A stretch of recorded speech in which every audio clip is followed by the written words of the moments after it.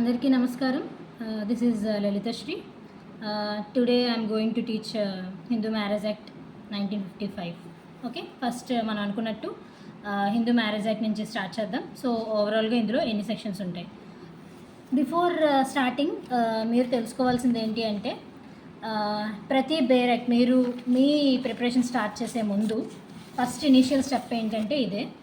First మీరు bare act list మీకు కనిపిస్తుంది అనుకుంటాను. మేబీ ఇది ఒక రివర్స్ మోడ్లో కనిపించవచ్చు.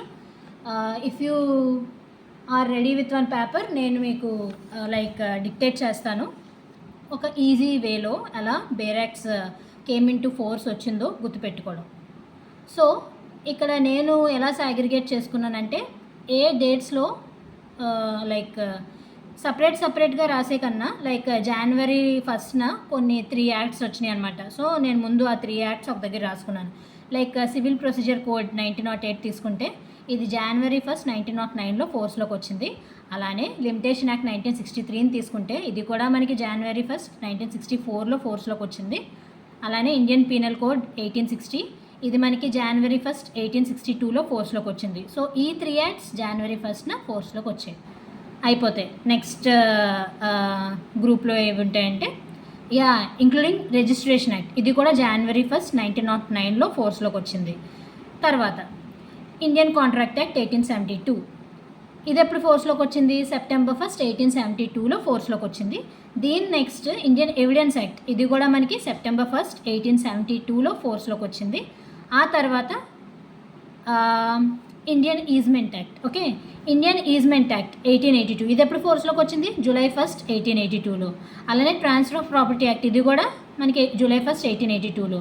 అలానే ఇండియన్ స్టాంప్ యాక్ట్ 1899 ఇది కూడా జూలై 1, 1899లో ఫోర్స్లోకి వచ్చాయి.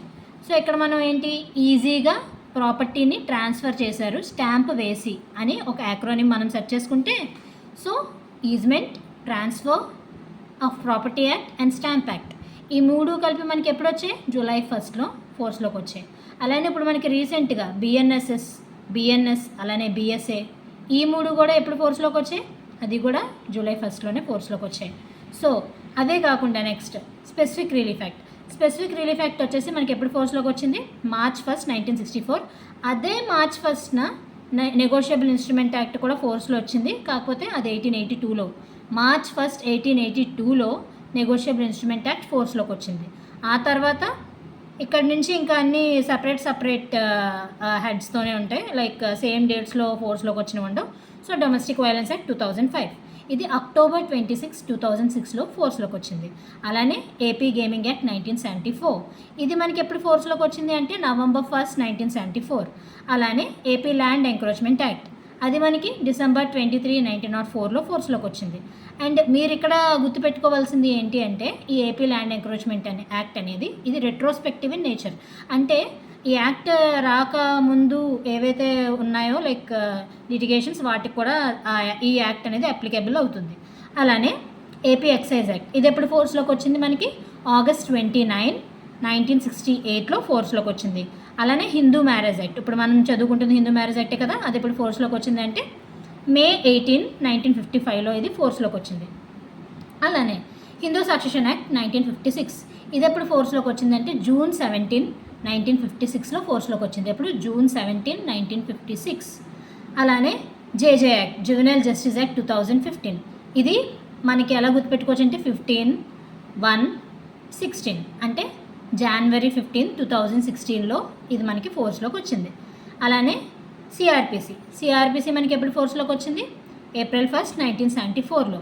ఓకే, సో ఫస్ట్ మీరు ఈ లిస్ట్ని ప్రిపేర్ చేసుకొని మీకు ఎక్కడ విజిబుల్గా ఉంటుందో ఆ ఏరియాలో ఈ పేపర్ని స్టిక్ చేసుకొని మీకు డెఫినెట్గా ఈ డేట్స్లో ఎప్పుడైతే ఫోర్స్లోకి వచ్చిందో అవి మీరు ఫింగర్ టిప్స్ మీద చెప్పగలిగేలా మీరు ఎక్వైంట్ అయి ఉండాలి. సో డైలీ వీలైనప్పుడల్లా చూస్తూ ఉండండి. అదొకటి మీకు బెనిఫిట్ అవుతుంది. మేబీ డైరెక్ట్ బిట్ పడే అవకాశం ఉంటుంది. So it might benefit you.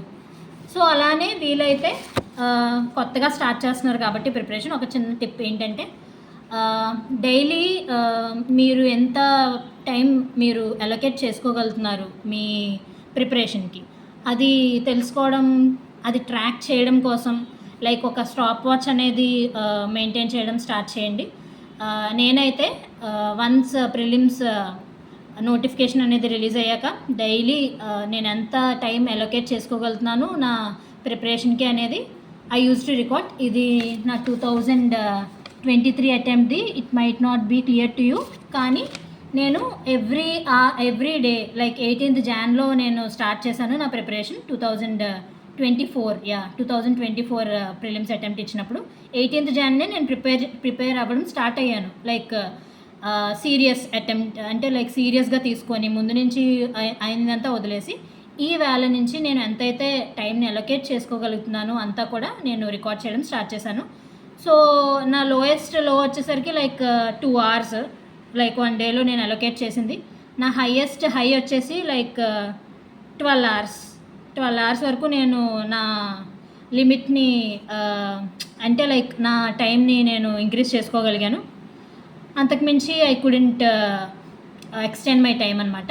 So మీరు కూడా స్టార్ట్ చేసేటప్పుడు అంటే డే బై డే లైక్ ఈవేళ మీరు 1 hour అలొకేట్ చేసుకోగలిగారు మీ స్టడీస్కి, ఓకే టుమారో ఈ 1 hourని మీరు ఎగ్జిడ్ అవ్వాలి. ఈవెన్ లైక్ 1 or 2 minutes ఎగ్జిడ్ అయినా ఇట్స్ అన్ అచీవ్మెంట్ అనమాట. అలా మిమ్మల్ని మీరే పుష్ చేసుకుంటూ అలా వెళ్తూ ఉంటే అది కూడా మీరు కన్సిస్టెంట్గా ఉండాలన్నమాట. కన్సిస్టెంట్గా మెయింటైన్ చేయాలి. నేను చెప్పినట్టు ఎర్లీ మార్నింగ్ లేవగానే అట్లీస్ట్ ఒక 1 hour మీకు మీరు స్పేర్ చేసుకోగలిగితే it will bring change and value to your life అనమాట. మీ ఎడ్యుకేషన్ లైఫ్లో డెఫినెట్గా చేంజ్ అనేది తీసుకొస్తుంది. I'm the best example for that.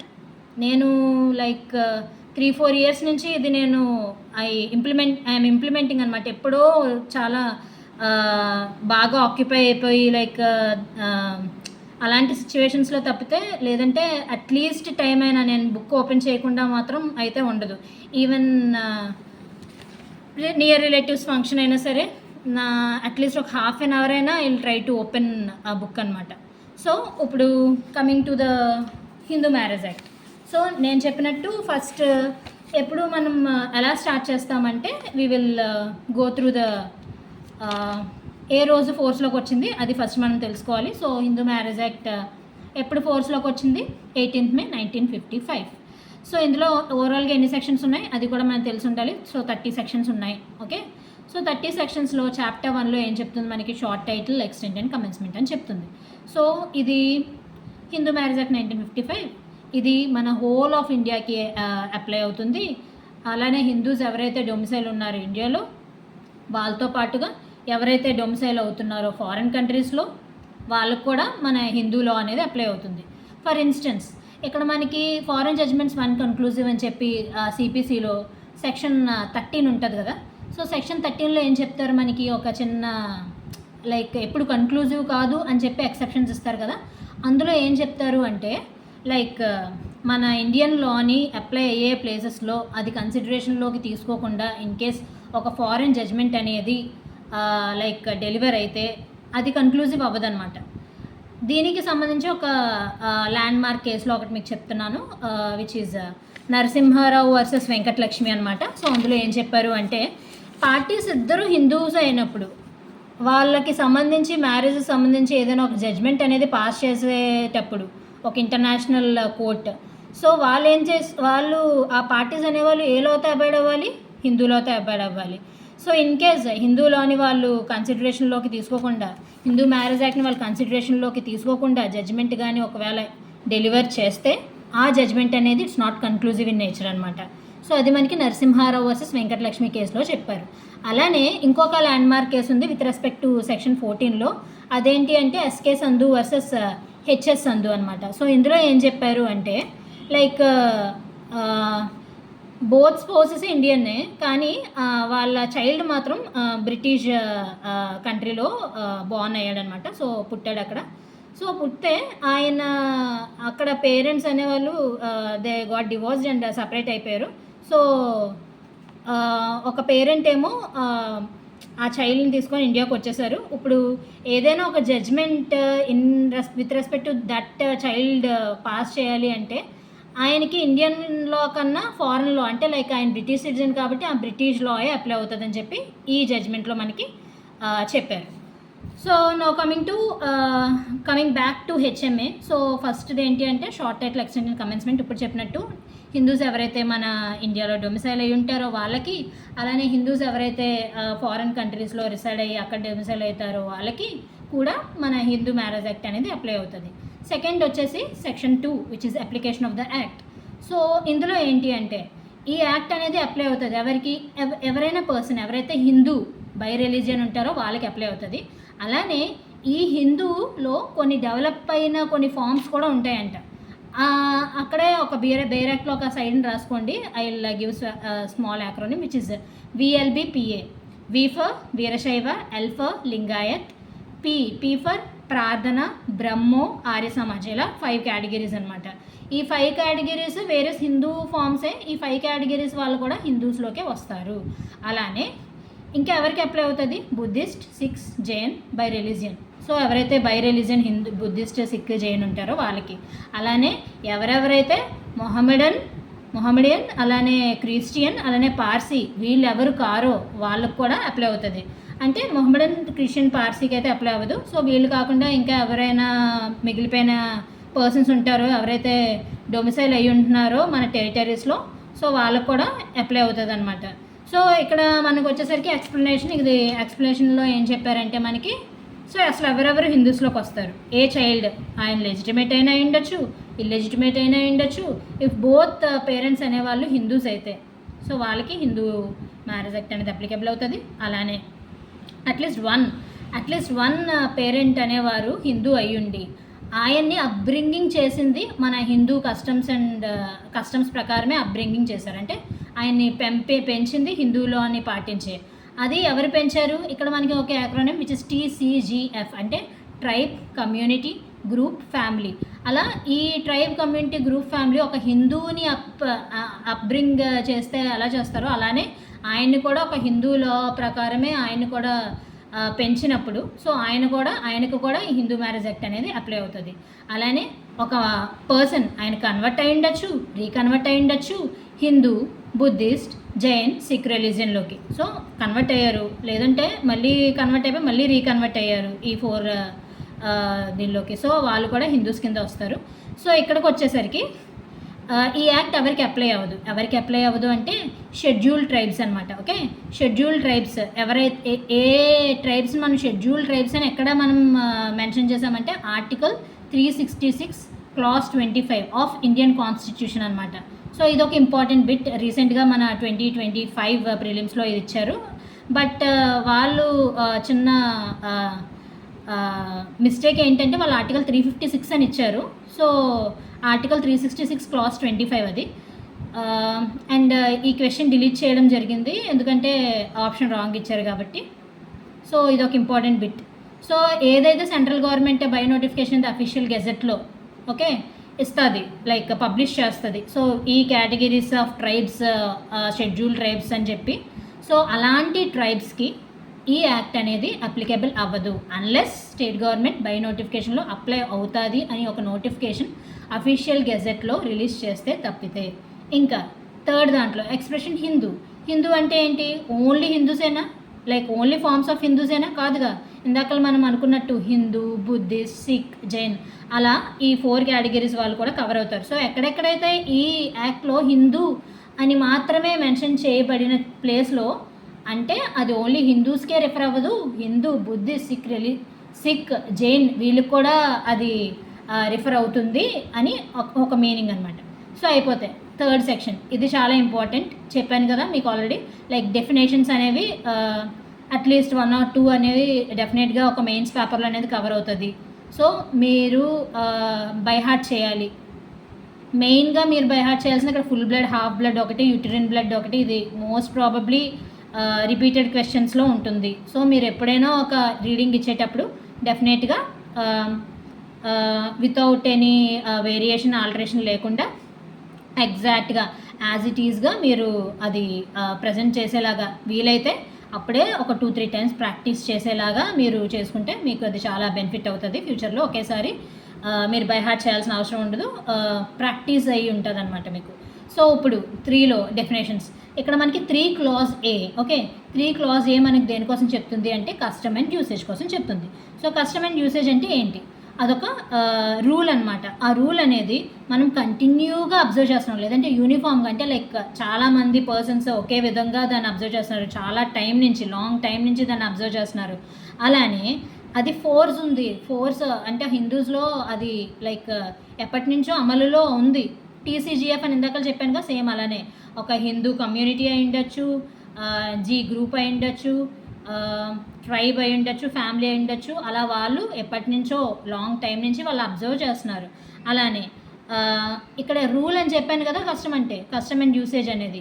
So ఆ రూల్ అనేది సర్టెన్ ఉండాలి, అంటే అంబిగ్యూస్ ఉండకూడదు, అదా ఇదా అన్సర్టెనిటీ ఉండకూడదు, ఎగ్జాక్ట్గా ఏంటి అనేది సర్టెనిటీ ఉండాలి. అలానే అన్రీజనబుల్గా ఉండకూడదు, అలానే పబ్లిక్ పాలసీకి అపోజిట్గా ఉండకూడదు. అన్రీజనబుల్గా ఉండకూడదు అంటే చూడండి, లైక్ ఓల్డ్ మిడివల్ పీరియడ్ ఆ టైంలో మనకి సతీ సిస్టమ్ అనేది ఉండేది, అది అన్రీజనబులే కదా, అది అపోజిట్ పబ్లిక్ పాలసీయే కదా. అలా ఉండకూడదు. It must be reasonable, it must be abiding with the public policy. అలానే ఇన్ కేస్ ఒక ఫ్యామిలీకి ఒక కష్టం అనేది అప్లై అవుతున్నప్పుడు ఆ ఫ్యామిలీ అనేది ఏమైనా ప్రూవ్ చేసుకోవాలి అంటే అది మేము కంటిన్యూస్గా ఫాలో అవుతున్నాం, లైక్ చాలా జనరేషన్స్ నుంచి, అది మధ్యలో అది మేము ఎప్పుడూ డిస్కంటిన్యూ చేయలేదు అనేది ఆ ఫ్యామిలీ అనేది ప్రూవ్ చేసుకోవాలి. లైక్ కస్టమ్ యూసేజ్ స్పెసిఫిక్గా ఒక ఫ్యామిలీకి అది అప్లై అవుతుందా లేదా అనేటప్పుడు. తర్వాత డిస్ట్రిక్ట్ కోర్ట్ బీలో 3 క్లాస్ బి. సో ఎప్పుడైనా మీరు డెఫినేషన్స్ అనేవి మెయిన్స్ పేపర్లో అటెంప్ట్ చేసేటప్పుడు మీరు ఏమని రాయాలి అంటే, సో డిస్ట్రిక్ట్ కోర్ట్ అనే ఫర్ ఇన్స్టెన్స్ తీసుకుంటే, so 3 class B of the Hindu marriage act 1955 defines district court which runs as follows అని చెప్పి ఒక ఇంట్రోలా చిన్నది రాశాక అప్పుడు మీరు డెఫినేషన్ యాజ్ ఇట్ ఈజ్ రాస్తే it will add value. So district court అంటే ఏంటి? డిస్ట్రిక్ట్ కోర్ట్ అంటే means in any area for which there is city civil court. City civil court కూడా ఒక డిస్ట్రిక్ట్ కోర్టే, లేదంటే principal civil court of original jurisdiction అది కూడా ఒక డిస్ట్రిక్ట్ కోర్టే. సో ఇంకేదైనా స్టేట్ గవర్నమెంట్ సివిల్ కోర్ట్ని ఇది డిస్ట్రిక్ట్ కోర్ట్ అని స్పెసిఫై చేస్తుందో అఫీషియల్ గెజెట్లో నోటిఫికేషన్ ఇచ్చి అది కూడా డిస్ట్రిక్ట్ కోర్టే for the purpose of this section. అలానే ఇక్కడ మనకి full blood and half blood, ఇది ఒక ఇంపార్టెంట్ సెక్షన్, మీరు అక్కడే బేరాక్లో మార్క్ చేసుకోండి ఫర్ మెయిన్స్ అని చెప్పి. So 3 class C full blood and half blood. So full blood అంటే ఏంటి? సో 2 పర్సన్స్ మనం రిలేట్ అవుతారు ఫుల్ బ్లడ్తో అని ఎప్పుడు చెప్తాము అంటే, వాళ్ళు డిసెండ్ అయ్యారు అంటే వాళ్ళు వచ్చారనమాట ఎవరి నుంచి? సేమ్ ఫాదర్ సేమ్ మదర్ అయితే ఫుల్ బ్లడ్. అదే హాఫ్ బ్లడ్ అయితే సేమ్ ఫాదర్ డిఫరెంట్ వైఫ్స్. అదే యూటరిన్ బ్లడ్ అయితే సేమ్ మదర్ డిఫరెంట్ హస్బెండ్స్. ఆ యూటరిన్ బ్లడ్ కోసం స్పెసిఫిక్గా మనకి 3 క్లాస్ డీలో చెప్పారు. So 3 class uterine blood and same ఇక్కడ సేమ్ యాన్సిస్టర్స్, కామన్ యాన్సిస్టర్స్ ఉంటారు, డిఫరెంట్ హస్బెండ్ ఉంటారు. సో మీరు ఇది రాసేటప్పుడు just like ancestor includes the father, ancestors mother అని చెప్పి మీరు ఎక్స్ప్లెనేషన్లో ఉన్న పాయింట్ యాడ్ చేస్తే మీ డెఫినేషన్కి ఒక వాల్యూ ఇచ్చిన వాళ్ళు అవుతారు. సో అయిపోతే ఈ ప్రిస్క్రైబ్డ్ 3 క్లాస్ ఈ ప్రిస్క్రైబ్డ్ ఏం చెప్తుందంటే ప్రిస్క్రైబ్డ్ బై రూల్స్. అలానే 3 క్లాస్ ఎఫ్ ఏం చెప్తుందంటే సపిండా రిలేషన్షిప్. సో సపిందాస్ అంటే ఎవరు? సపిండాస్ అంటే సో మనం ఒక పర్సన్ని కన్సిడర్ చేస్తాం అంటే ఇప్పుడు ఈ పర్సన్ లైక్ ఓ పర్సన్ ఏని మనం తీసుకుంటే ఈయన సపిండాస్ ఎవరు అనేది మనకు తెలియాలి అని అంటే ఆయన మదర్ సైడ్ 3 జనరేషన్స్, అలానే ఫాదర్ సైడ్ 5 జనరేషన్స్ వరకు కూడా ఎవరితో అయితే ఆయన రిలేట్ అవుతారో వాళ్ళందరూ కూడా ఈయనకి, ఇప్పుడు ఎవరైతే మనం రిఫర్ చేస్తున్నాం అంటే లైక్ పర్సన్ ఇన్ క్వశ్చన్ ఉన్నారో ఆయనకి వాళ్ళందరూ కూడా సపెండర్స్ అవుతారు. Mother side 3 inclusive, father side 5th inclusive, ఇది ఇక్కడ మెయిన్ పాయింట్. అలానే 2 పర్సన్స్ సపెండర్స్ అవుతారు ఎప్పుడు? 1 లీనియల్ అసెండెంట్ ఎవరైతే ఉన్నారో ఒక లీనియల్ అసెండెంట్, వాళ్ళకున్న ఒక లీనియల్ అసెండెంట్ జస్ట్ వాళ్ళ ముందు జనరేషన్ వాళ్ళనమాట. సో వాళ్ళు లిమిట్స్ ఆఫ్ సపెండర్ రిలేషన్షిప్లో ఉన్నారు. లేదు వాళ్ళకు ఒక కామన్ లీనియల్ అసెండెంట్ అంటే జస్ట్ అబోవ్ జనరేషన్, అంటే ఇప్పుడు నేను అనుకుంటే నా ఫాదర్ అలా అనమాట, నా ముందు జనరేషన్ వాళ్ళనమాట. సో వాళ్ళు సెకండరీ రిలేషన్షిప్లో ఉన్నారు, ఒకళ్ళకి ఒక కామన్ లీనియల్ అసెండెంట్ ఉన్నారనమాట. కామన్ లీనియల్ అసెండెంట్ ఉంటే వాళ్ళిద్దరు కూడా సపెండర్స్ అవుతారు. Next degrees of prohibited relationship 3 class G. 3 class జీలో డిగ్రీస్ ఆఫ్ ప్రొహిబిటెడ్ రిలేషన్షిప్ మనం తెలుసుకునే ముందు ఫస్ట్ మనం ఎక్స్ప్లెనేషన్కి వెళ్ళిపోతే మనకు ఒక క్లారిటీ వస్తుంది. ఏంటి అంటే ఇక్కడ ఏ రిలేషన్షిప్స్కి ఇది అప్లై అవుతుంది, ఎవరెవరికి? ఫుల్ బ్లడ్కి అప్లై అవుతుంది, హాఫ్ బ్లడ్కి అప్లై అవుతుంది, అలానే యూట్రిన్ బ్లడ్కి కూడా అప్లై అవుతుంది. అలానే ఇల్లెజిటిమేట్ బ్లడ్ రిలేషన్షిప్కి అప్లై అవుతుంది, లెజిటిమేట్ బ్లడ్ రిలేషన్షిప్కి అప్లై అవుతుంది. ఇల్లెజిటిమేట్ అంటే తెలుసు కదా, లైక్ అవుట్ ఆఫ్ వెడ్లాక్ పుట్టిన చిల్డ్రన్. లెజిటిమేట్ అంటే వెడ్లాక్లో పుట్టిన చిల్డ్రన్. సో ఇద్దరికి అప్లై అవుతుంది. అలానే అడాప్షన్, ఇక్కడ important point, relationship by adoption as well as by blood రిలేషనే కాదు, అడాప్షన్తో రిలేట్ అయిన వాళ్ళు కూడా లైక్ ఇందాక చెప్పినట్టు ఇక్కడ కొన్ని కేటగిరీస్ ఇచ్చారు. సో ఇన్ కేస్ వాళ్ళ మధ్యన మ్యారేజ్ అనేది ఇన్ కేస్ సోలమనైజ్ అయితే అది కూడా మనకి with in the degrees of prohibited relationship అవుతుంది. సో ఇక్కడ మనం చూసుకుంటే ఒకరు linear ascendant of the other, అంటే లైక్ నేను చెప్పినట్టు ఇందాకలా 5 జనరేషన్స్ 3 జనరేషన్స్ అని చెప్పాను కదా. సో అలాగా నా లీనియర్ అసెండెంట్తో మ్యారేజ్ చేసుకుంటే అది ఒక ప్రొహిబిటెడ్ రిలేషన్షిప్. లేదు wife or husband of a lineal ascendant or descendant of the other. ఇక్కడ లీనియర్ అసెండెంట్ అయినా ఉండొచ్చు, అంటే మన ముందు జనరేషన్. లేదు లీనియర్ డిసెండెంట్ అంటే నా తర్వాత జనరేషన్, వాళ్ళ వైఫ్ లేదా వాళ్ళ హస్బెండ్. సో వాళ్ళతో ఇన్ కేస్ రిలేషన్షిప్ అది కూడా మ్యారేజ్ కానీ సాలమ్నెస్ అయితే అది కూడా ఒక ప్రొహిబిటెడ్ డిగ్రీస్ ఆఫ్ రిలేషన్షిప్ అవుతుంది.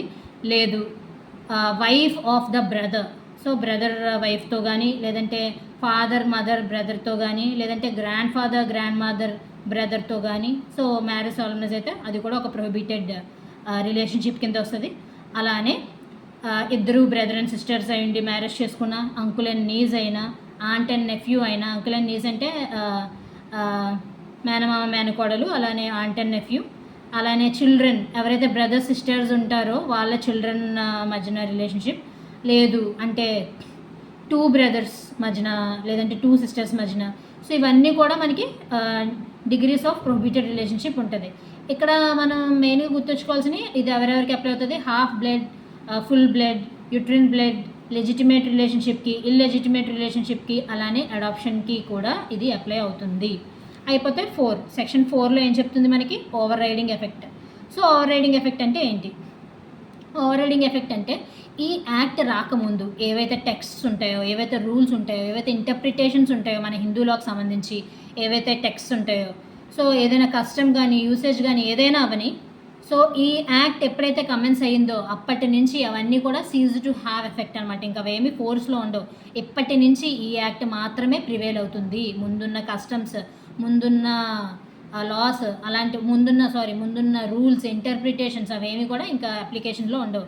అలానే ఈ యాక్ట్ రాకముందు ఏదైనా యాక్ట్ ఆల్రెడీ వచ్చి ఫోర్స్లో ఉంది, ఈ యాక్ట్ రాకముందు ఇన్ కేస్ అందులో ఉన్న ఏవైనా ప్రావిజన్స్ ఇప్పుడు మనకు వచ్చిన ఈ హిందూ మ్యారేజ్ యాక్ట్ 1955తో కన్ఫ్లిక్టింగ్గా ఉన్నాయా, ఇన్కన్సిస్టెంట్గా ఉన్నాయా, దీంతో అవి రెజోనేట్ అవ్వట్లేదా, అలాంటివి కూడా they will also cease to have effect. ఇంకా అవి కూడా ఫోర్స్లో అయితే ఉండవు.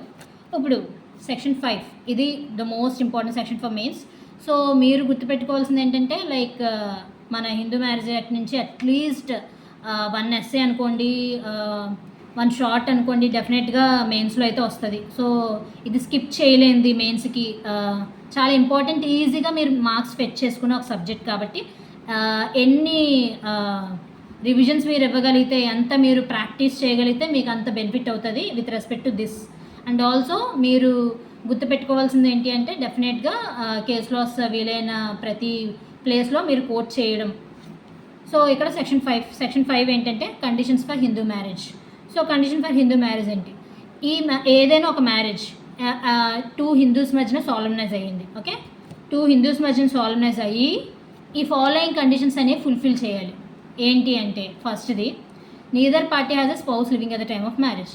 ఇద్దరికి కూడా అంటే హస్బెండ్కి వేరే వైఫ్తో మ్యారేజ్ అయ్యి ఉండకూడదు, వైఫ్కి వేరే హస్బెండ్తో మ్యారేజ్ అయ్యి ఉండకూడదు, అంటే మోనోగమి. ఇద్దరు at the time of marriage A spouse ఉండకూడదు, వాళ్ళకి లివింగ్ స్పౌస్ అనేవాళ్ళు at the date of marriage ఉండకూడదు. అయిపోతే అందులో క్లాస్ 2లో ఏం చెప్తుందంటే at the time of marriage neither party ఇద్దరికి కూడా ఎవరు కూడా వ్యాలిడ్ కన్సెంట్ ఇవ్వలేకుండా ఉండకూడదు. ఎందుకు? అన్సౌండ్నెస్ ఆఫ్ మైండ్ వల్ల. అన్సౌండ్నెస్ అంటే మనకు తెలుసు కదా, like they are not fit for marriage అలా ఉంటుంది, లైక్ ఇన్సేన్ పర్సన్స్ అలా అనమాట. సో అలా వాళ్ళు కన్సెంట్ ఇవ్వలేకపోతున్నారు, అంటే నేను నా కంప్లీట్ కన్సెంట్తోనే మ్యారేజ్ చేసుకుంటున్నాను అలా అని ఒక కన్సెంట్ అనేది వాళ్ళు ఇవ్వలేకపోతున్నారు. లేదు, అందులోనే బి అనమాట. ఇది ఈ సెక్షన్లో మీరు ఈచ్ అండ్ ఎవ్రీ క్లాజ్ కూడా ఇన్ ఆర్డర్లోనే మీకు గుర్తుండాలి, ఇన్ ఆర్డర్లోనే మీరు చదువుకోవాలి కూడా. సో సెకండ్ ఏం చెప్తుందంటే వాళ్ళు వ్యాలిడ్ కన్సెంట్ ఇవ్వగలరు, కానీ వాళ్ళు ఒక మెంటల్ డిజార్డర్తో సఫర్ అవుతున్నారు. అది కూడా ఎలాంటి కైండ్, ఎలాగా ఉంటుంది అంటే అది వాళ్ళు అన్ఫిట్ ఫర్ మ్యారేజ్ అనమాట. అంటే లైక్ నార్మల్ పీపుల్, ప్రూడెంట్ పర్సన్స్లో వాళ్ళు ఫిట్ కాదు మ్యారేజ్కి. అలానే వాళ్ళు చిల్డ్రన్ కూడా ప్రొక్రియేట్ చేయలేరు. ఓకే, లేదు. ఇంకోటి ఏంటి అంటే వాళ్ళకి రికరెంట్ అటాక్స్ ఆఫ్ ఇన్సానిటీ వస్తున్నాయి. అంటే కంటిన్యూస్గా లైక్ ఫ్రీక్వెంట్గా వాళ్ళకి అలా ఇన్సానిటీ అనేది అండ్ లైక్ సఫర్ అవుతున్నారనమాట. ఈడియసీ ఇన్సానిటీ ఉంటాయిగా, అలా ఇన్సానిటీ అంటే లైక్ అదే ఒక టైప్ ఆఫ్ మెంటల్ డిజార్డరే. They won't be mentally capable అనమాట. సో అలా వాళ్ళు రికరెంట్గా మాటికి ఇన్సానిటీ వస్తుంది. సో ఇందులో క్లాస్ 3లో ఏం చెప్తుందంటే మనకి ఏజ్ కోసం చెప్తుంది. సో బ్రైడ్ రూమ్కి ఎంత 21 years ఏజ్ అనేది కంప్లీట్ అవ్వాలి at the time of marriage. అదే బ్రైడ్కి అయితే 18 years అనేది కంప్లీట్ అవ్వాలి at the date of marriage. అలానే 4లో ద పార్టీస్ అనేవారు with in the degrees of prohibited రిలేషన్షిప్లో ఉండకూడదు. ఇక్కడ మీరు గుర్తు పెట్టుకోవాల్సింది ఏంటంటే అక్కడ మనకి ఫస్ట్ డెఫినేషన్స్లో 3 clause Fలో ఏమో సపిండస్ వచ్చింది, ఇక్కడ మాత్రం ఆపోజిట్లో వస్తుంది. ఇక్కడ ఏంటంటే ఫస్ట్ 4th దాంట్లో మనకి డిగ్రీస్ ఆఫ్ ప్రొహిబిటెడ్ రిలేషన్షిప్ వస్తుంది, తర్వాత సపిండస్ వస్తుంది. అదే డెఫినేషన్స్లో రివర్స్ ఆర్డర్. అక్కడ 3 clause Fలో ముందు సపిండస్ వచ్చి 3 clause Gలో తర్వాత డిగ్రీస్ ఆఫ్ ప్రొహిబిటెడ్ రిలేషన్షిప్ అనేది వస్తుంది. సో అలా ఇక్కడ 4th clauseలో ఏంటి, వాళ్ళు with in the degrees of prohibited రిలేషన్షిప్లో ఉండకూడదు అంటూనే మళ్ళీ ఒక చిన్న ఎక్సెప్షన్ ఇచ్చారు. ఏంటి, అన్లెస్ కస్టమ్ కానీ యూసేజ్ కానీ పర్మిట్ చేసింది. ఓకే, వీళ్ళు అలా రిలేషన్షిప్లో ఉన్నా సరే వీళ్ళు మ్యారేజ్ చేసుకోవచ్చు అని చెప్పి. ఫర్ ఇన్స్టెన్స్ మన సదరన్ స్టేట్స్లో marriage between uncle and nieces కదా, ఇది పర్మిట్ చేస్తారనమాట, అంకుల్ అండ్ నీస్. సో అలా కస్టమ్ యూసేజ్ కానీ పర్మిట్ చేస్తే వాళ్ళు మ్యారేజ్ అనేది చేసుకోవచ్చు. అలానే 5th సబ్ క్లాజ్ ఏం చెప్తుందంటే the parties are not sapindas of each other అనమాట, unless the customer usage governing each of them permits of a marriage between the two. అంటే పార్టీస్ అనేవాళ్ళు not sapindas of each other, వాళ్ళు సపిండస్ అవ్వకూడదు. ఇందాక చెప్పానుగా, మదర్ అయితే 3rd generation ఇంక్లూజివ్, అదే father అయితే 5th generation inclusive, 3, 5. Okay, so అలా సపిండస్ అయ్యి ఉండకూడదు అనమాట. అన్లెస్ ఇక్కడ కూడా ఎక్సెప్షన్ ఏంటంటే కస్టమ్ కానీ యూసేజ్ కానీ పర్మిట్ చేస్తే ఉండొచ్చు. ఓకే, ఇది సెక్షన్ 5. సో మీరు రాసేటప్పుడు లైక్ కేస్ లాస్ మీరు వెతుక్కోవడానికి ఇబ్బంది పడుతున్నారు, కానీ మీకు ఒక బెనిఫిట్ ఏంటో చెప్పిన, మీ బేరెక్లోనే కమెంట్స్ దగ్గర మీకు కేస్ లాస్ అనేవి ఇంక్లూడ్ చేస్తారు. సో అందులో ఒక కేసులో మీరు కోట్ చేయండి, it will add value to your question and answer. Yeah, so ఇక్కడ చూడండి, విజయ్ కుమారి వర్సెస్ దేవబాలన్ అని చెప్పి ఇచ్చారు. అందులో ఏం చెప్పారంటే సెక్షన్ 5 అనేది స్పెసిఫిక్గా చెప్తుంది ఏంటి, మ్యారేజ్ అనేది సాల్మనైజ్ అవ్వాలి. హిందూ మ్యారేజ్ అనేది ఎవరి మధ్యన, 2 హిందూస్ మధ్యన సాల్మనైజ్ అవ్వాలి. ఇలా లైక్ 1 liners మీరు కోట్ చేస్తే చాలు, లైక్ పారాస్ అండ్ పారాస్ రాయాల్సిన అవసరం లేదు. ఎందుకంటే మీకు రాసే టైం కూడా మీకు అక్కడ అవైలబుల్ అయితే ఉండదు, ఎందుకంటే చాలా టైం కన్స్ట్రెయింట్ అనేది ఉంటుంది.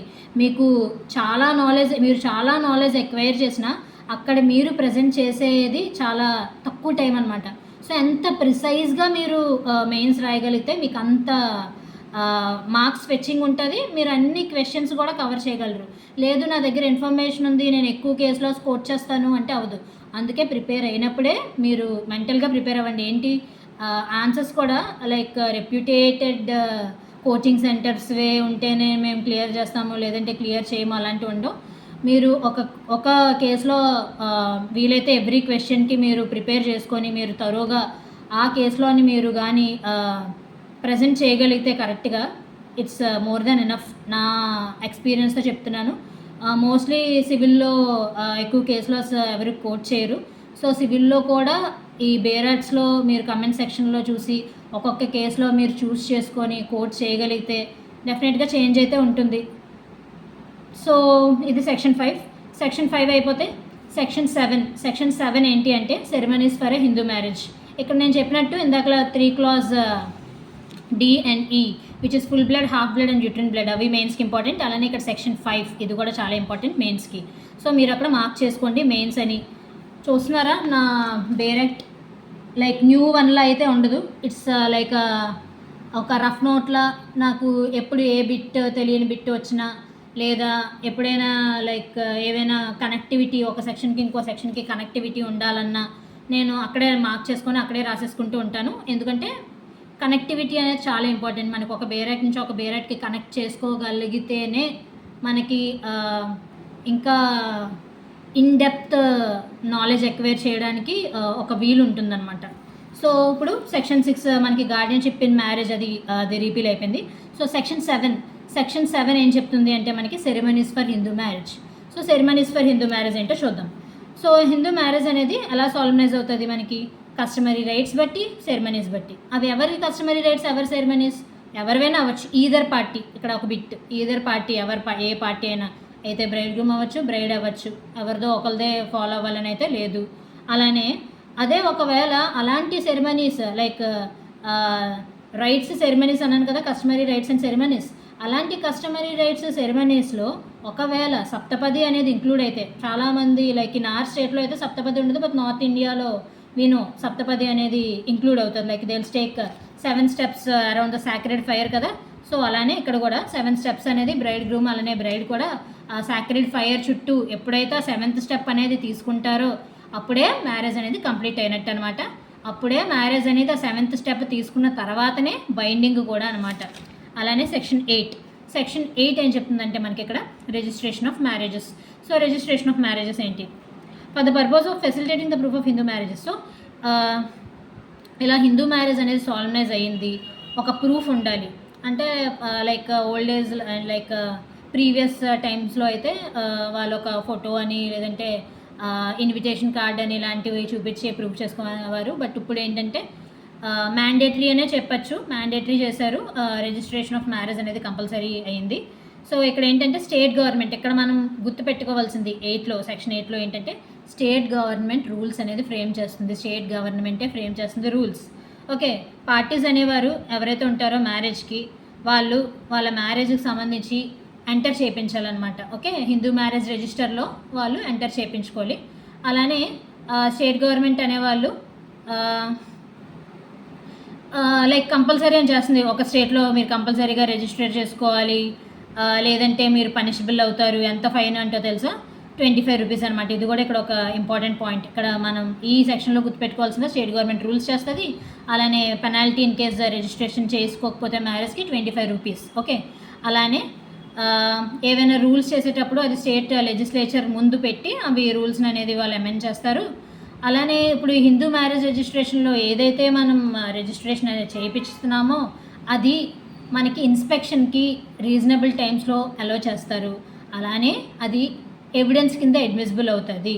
ఓకే, ఎవిడెన్స్ కింద కూడా అది మనకి అడ్మిసిబుల్ అవుతుంది. లైక్ మ్యారేజ్ అనేది సాల్మనైజ్ అయిందా లేదా అనేది మనం ఆ రిజిస్టర్లో ఫీడ్ అయ్యింది అని చెప్పి మనం ప్రూవ్ చేసుకుంటే అది మనకి అంటే మనం రిజిస్ట్రార్కి పేమెంట్ చేసి ఒక ప్రిస్క్రైబ్డ్ ఫీ ఎంతైతే ఆయన ప్రిస్క్రైబ్ చేస్తారో అంత ఫీజుని మనం పే చేసి మనం ఆ సర్టిఫైడ్ ఎక్స్ట్రాక్ట్స్ అనేవి తీసుకొని వెళ్ళి మన మ్యారేజ్ అనేది అయిందా లేదా అనే క్వశ్చన్ వచ్చేటప్పుడు మనం అది ప్రూవ్ చేసుకునే అవకాశం అనేది ఉంటుంది ఈ హిందూ మ్యారేజ్ రిజిస్టర్లో ఒకవేళ అది ఎంటర్ అయితే. అలానే సరే ఒకవేళ చాలామంది రిజిస్ట్రేషన్ చేయించుకోలేని వాళ్ళు కూడా ఉంటారు. సో అప్పుడేంటి? సో వాళ్ళ మ్యారేజ్ చల్లనట్ట కాదు. ఇన్ కేస్ వాళ్ళు మ్యారేజ్ రిజిస్టర్ అవ్వకపోయినా సరే వన్స్ మ్యారేజ్ అనేది సాల్మనైజ్ అయితే ఆ మ్యారేజ్ అనేది it will be binding and it is existing in the eyes of law అనమాట. ఓకే, ఇక్కడికి వచ్చేసరికి నెక్స్ట్ ఇంపార్టెంట్ సెక్షన్ ఇది section 9 which is restitution of conjugal rights. మీరు LLBలో చదువుకున్నప్పుడు కూడా it's most important question. So ఇక్కడ కూడా మీరు మార్క్ చేసుకోండి, it's for mains. Okay, so ఇక్కడ ఏంటి అంటే హస్బెండ్ కానీ వైఫ్ కానీ ఒక రీజనబుల్ కాజ్ లేకుండా, okay, without any reasonable cause, so withdraw అయిపోయారు సొసైటీ నుంచి, ఇంకొకరి సొసైటీ నుంచి. అది కూడా ఒక రీజనబుల్ ఎక్స్క్యూజ్ అనేది లేదు వాళ్ళకి. ఇప్పుడు ఏ హస్బెండ్ ఉన్నారు, వైఫ్ సొసైటీ నుంచి విత్డ్రా అయిపోయారు రీజనబుల్ ఎక్స్క్యూజ్ లేకుండా. సో వైఫ్ ఏం చేయొచ్చు? ఇక్కడ వైఫ్ ఎవరు అవుతారు? అగ్రీవ్డ్ పార్టీ అవుతారు, ఎందుకంటే ఆమె ఎఫెక్ట్ అయ్యారు ఇక్కడ. సో ఆమె ఈ అగ్రీవ్డ్ పార్టీ ఎక్కడికి వెళ్ళొచ్చు? డిస్ట్రిక్ట్ కోర్టుకి వెళ్ళి ఒక పిటిషన్ అనేది వేసుకోవచ్చు. ఏమని? Restitution of conjugal rights petition అనమాట. సో ఆ కోర్టు కూడా after considering the situations throughout of the statements అవి అన్నీ కన్సిడర్ చేశాక అప్పుడు ఏ లీగల్ గ్రౌండ్ లేదు, ఎందుకు ఈ అప్లికేషన్ నేను గ్రాంట్ చేయకూడదు అని ఆ కోర్టు కనిపించినప్పుడు అప్పుడు రెస్టిట్యూషన్ ఆఫ్ కాంజుగల్ రైట్స్ అనే డిగ్రీని పాస్ చేస్తుంది court. So once restitution of conjugal rights డిగ్రీని పాస్ చేశాక ఎవరైతే రీజన్ లేకుండా ఎక్స్క్యూజ్ అయిపోయారో, ఒక రీజనబుల్ ఎక్స్క్యూజ్ లేకుండా విత్డ్రా అయిపోయారో సొసైటీ నుంచి, ఆ హస్బెండ్ అనేవాళ్ళు ఆ డిగ్రీ పాస్ చేశాక మళ్ళీ వచ్చి ఆమెతో కాంజుగల్ రిలేషన్షిప్లో ఉండాలి అనమాట. సో ఇన్ కేస్ ఉండకపోతే ఏంటి అనేది ఒక ఇదనమాట. సో మనకి అక్కడ దానికి సంబంధించి ప్రావిజన్ మనకి అక్కడ సెక్షన్ 13 డైవర్స్లో చెప్పారు. అందులో 1A, ఓకే, 1Aలో క్లాజ్ 2 అనుకుంటా, క్లాజ్ 1 or 2, 1 అనుకుంటా మోస్ట్లీ, క్లాజ్ 2A, క్లాజ్ 2లో, ఎందుకంటే 1లో జ్యుడిషియల్ సెపరేషన్, అందులో క్లాజ్ 2, 1Aలో మళ్ళీ సబ్ క్లాజ్ 2 అనమాట. అందులో ఏం చెప్పారంటే like restitution of conjugal rights అనే డిగ్రీ పాస్ చేశాక 1 year అయిపోయింది, అయినా సరే వాళ్ళు ఆ డిగ్రీకి అబైడ్ అవ్వలేదు, మళ్ళీ వాళ్ళు కాంజుగల్ రిలేషన్షిప్లో లేరు అనేటప్పుడు అదొక గ్రౌండ్ అవుతుంది ఒక డైవర్స్కి అనమాట. అంటే అదొక అంటే దాని బేసిస్ మీద మనం డైవర్స్కి అప్లై చేసుకునే ఛాన్స్ అయితే ఉంటుంది. సో అది సెక్షన్ 9. సో దీని రిలేటెడ్ చెప్పానుగా 13 క్లాజ్ 1A, అందులో సబ్ క్లాజ్ 2. ఓకే, ఇక్కడికి వచ్చేసరికి ఎక్స్ప్లెనేషన్లో ఏం చెప్పారంటే ఇప్పుడు మనకు ఒక క్వశ్చన్ అనేది అరేజ్ అయింది. ఏమని, రీజనబుల్ ఎక్స్క్యూజ్ ఉందా లేదా ఇంకొకరు సొసైటీ నుంచి విత్డ్రా అయిపోయేదానికి అని చెప్పి. అలాంటి ఒక క్వశ్చన్ అరేజ్ అయినప్పుడు బర్డెన్ ఆఫ్ ప్రూఫ్ ఎవరి మీద ఉంటుంది? ఎవరైతే విత్డ్రా అయిపోయారో వాళ్ళ మీద ఉంటుంది. లేదు నేను ఊరికనే ఏమి విత్డ్రా అయిపోలేదు, నాకు ఒక రీజనబుల్ ఎక్స్క్యూజ్ ఉంది ఆమె నుంచి విత్డ్రా అయిపోవడానికి అని చెప్పి విత్డ్రా అయిపోయిన ఇందాకలా ఎగ్జాంపుల్లో హస్బెండ్ కదా విత్డ్రా అయిపోయారు. సో హస్బెండ్ మీద ఆ బర్డెన్ ఆఫ్ ప్రూఫ్ అనేది ఉంటుంది, నేను ఒక రీజనబుల్ ఎక్స్క్యూజ్తోనే విత్డ్రా అయిపోయానని ప్రూవ్ చేసుకునేదానికి. ఇక్కడ మనకి ఇంపార్టెంట్ కేస్ లాస్ అనేవి మన ఎల్ఎల్బి టైంలోనే చూసినప్పుడు ల్యాండ్ మార్క్ జడ్జ్మెంట్స్ ఏంటనే సరిత వర్సెస్ వెంకట సుబ్బయ్య ఒకటి. సో అందులో ఏం చెప్పారు, సరిత ఏమో వెంకట సుబ్బయ్య గారి నుంచి విత్డ్రా అయిపోద్ది. So petition for restitution conjugal rights Venkata Subbaiah వేసుకుంటే అప్పటి జస్టిస్ ఏం చెప్పారు అంటే సో ఇది violative of article 21 right to life అని చెప్పారుగా. సో దాన్ని ఓవర్ రూల్ చేస్తూ మనకు వచ్చింది సరోజ్ రాణి వర్సెస్ సుదర్శన్ కుమార్ అనమాట. సో ఇందులో ఏం చెప్పారంటే లేదు ఇది వయలేటివ్ కాదు, సెక్షన్ 9 బేసిక్ మోటో ఏంటి అంటే మ్యారేజ్ని ప్రిజర్వ్ చేయడం, ఇలా ఎవరికి నచ్చినప్పుడు వాళ్ళు ఒకళ్ళ సొసైటీ నుంచి రీజనబుల్ ఎక్స్క్యూజ్ లేకుండా వెళ్ళిపోతే ఎలా మ్యారేజ్ అనేది మనం ప్రిజర్వ్ చేయలేంగా. సో అందుకే అది చాలా ఎసెన్షియల్, అదేం వయలేట్ చేయట్లేదు, ఎవరి పర్సనల్ లిబర్టీని అది ఎఫెక్ట్ చేయట్లేదు అని చెప్పి దాన్ని ఓవర్ రూల్ చేసి మనకి సరోజ్ రాణి వర్సెస్ సుదర్శన్ కుమార్లో చెప్పారు. వీలైతే నేను కోట్ చేసే కేసులో అక్కడే పెన్సిల్తోని రాసుకుంటే it will be beneficial for you whenever you refer to the bare act. Okay, yeah.